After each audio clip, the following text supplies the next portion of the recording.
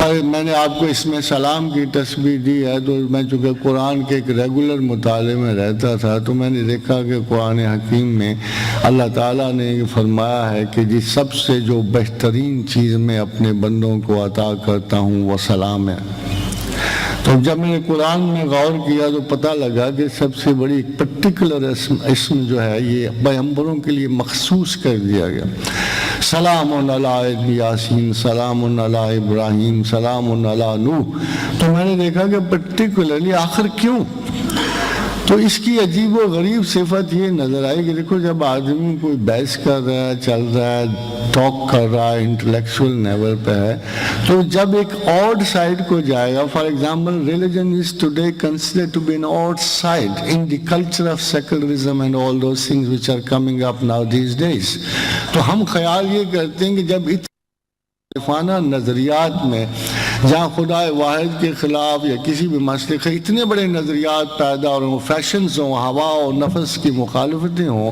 تو وہاں جو بھی ان کو فیس کر رہا ہے شخص یا جو ان کو جواب دینا چاہتا ہے اسے بڑے گہرے ذہنی سکون کی ضرورت ہوتی ہے۔ اور پیغمبروں کو اس لیے دی گئی کہ وہ ایک پورے معاشرے کے طنز و تشنیع مخالفتوں کی مخالفت کر رہا ہوتا ہے، اس لیے اس میں سلام ان کو خصوصاً اللہ سے عطا کیا جاتا ہے کہ سلام علی یاسین، یہ ذہن کی ہر ڈسٹربنس کو رول کرتا ہے۔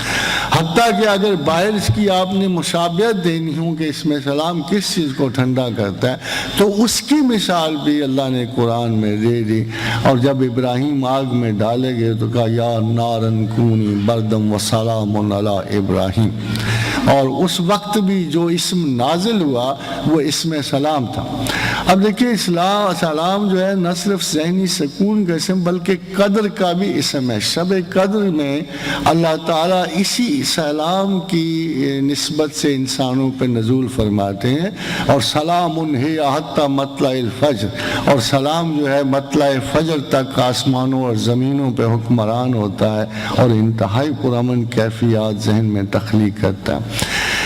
اس لیے اس میں سلام چونکہ یہ ایج آف انگزائٹی ہے، ڈپریشن ہے، فرسٹریشنز ہے، فیئرز ہے، تو میرے اپنے نزدیک آج اگر اس زمانے میں کوئی شخص اس میں سلام نہ پڑھے تو یہ اس کی بدقسمتی ہے۔ دی اونلی ریپلیسمنٹ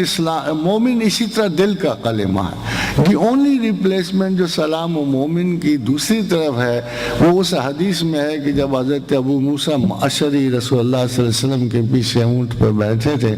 تو آپ نے پوچھا ابو موسیٰ کیا پڑھ رہے ہو؟ فرمایا یا رسول اللہ لا حول ولا قوت الا باللہ پڑھ رہا ہوں۔ فرمایا ابو موسیٰ 99 مصائب اس سے دور ہوتے ہیں اور سب سے چھوٹی مصیبت غم ہے۔ اب اندازہ کرو کہ ایسی نعمتوں کو کون ٹھکرا سکتا ہے۔